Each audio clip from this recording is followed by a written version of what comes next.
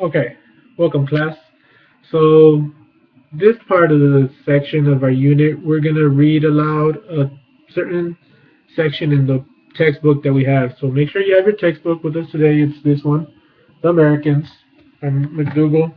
And what we're gonna do is read aloud. I will read aloud a section in the book, and I want you to follow along as well and read along as I'm reading also. So go ahead and open up your textbooks to page 242. That's where we're at.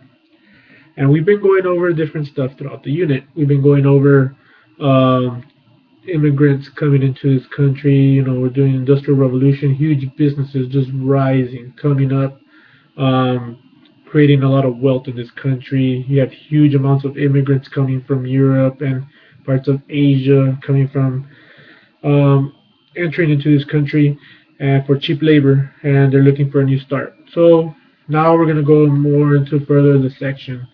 Um, we're going to start with the social Darwinism and business. That's right there in blue.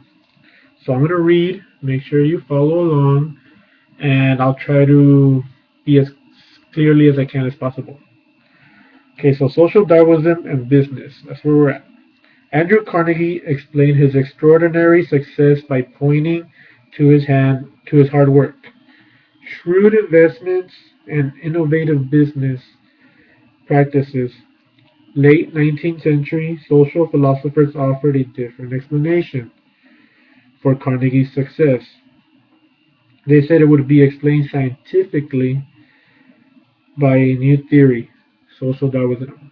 Okay, so Andrew Carnegie, we've gone over him. He's, made a lot of wealth with steel, and making steel cheaper and easier to get to. Now they're saying it's because of social Darwinism. This is the idea.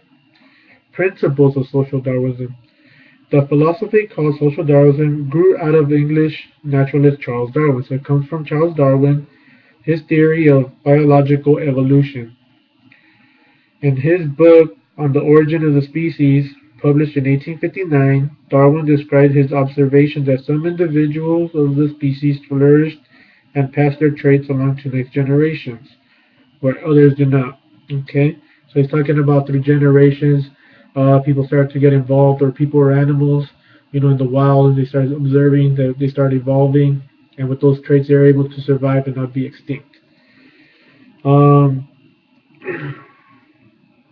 he explained that a process of natural selection, that's in parentheses right there, weeded out less suited individuals and enabled the best adapted to survive. So this natural selection allows certain individuals or specific individuals to survive while others die off because the ones who evolve to adapt in order to survive. The English philosopher Herbert Spencer used Darwin's biological theories to explain evolution of human society. So he's taking that idea of social Darwinism and taking it into people, to how people have evolved. Soon economics found in social Darwinism a way to justify the doctrine of laissez-faire. Now, laissez-faire is a French word. It's also there in parentheses, and it's a French term meaning allowed to do. It means, such as in business, the laissez-faire, that means you shouldn't get involved, let the business people run the business in order to survive. According to this doctrine, the marketplace should not be regulated. William G. Sumner, a political science professor at Yale University, promoted the theory that success and failure of the business were governed by natural law and that no one has a right to intervene. So that the big businesses we've been learning about Carnegie, Rockefeller, Ford, all these big business guys have been able to have big businesses because they have evolved genetically, that they are better.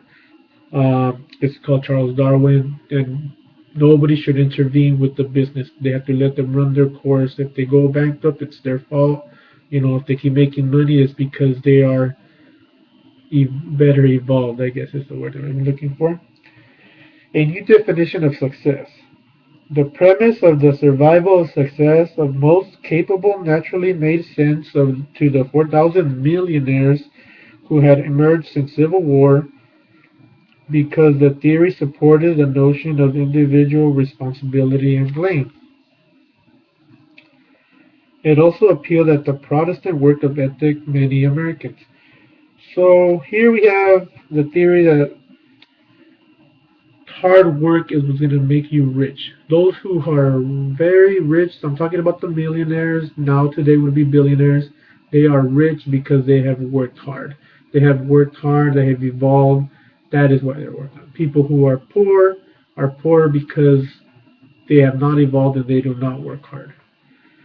According to social Darwinism, riches were a sign of God's favor, and therefore the poor must be lazy or inferior people who deserve their lot in life. Okay, so think about this for a second. Reread it if you have to go play it back a couple times.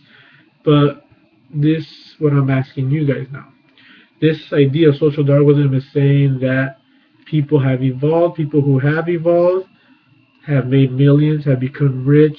They have earned that because they have evolved. That is why. People who are poor are because they are not smart, they're genetically inferior, and they don't deserve it because they're lazy. Now, I want you to think about this in many different ways. Think about this in your own community. I am not rich. Talking about rich today would be the billionaires, millionaires.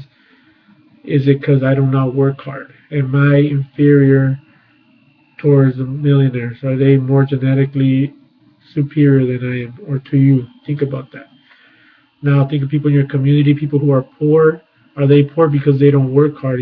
Talk about people who just maybe work, two jobs to survive, to pay their rent, to feed their kids, all that. Okay, there's different. Think about it. Think differently. Think outside the box.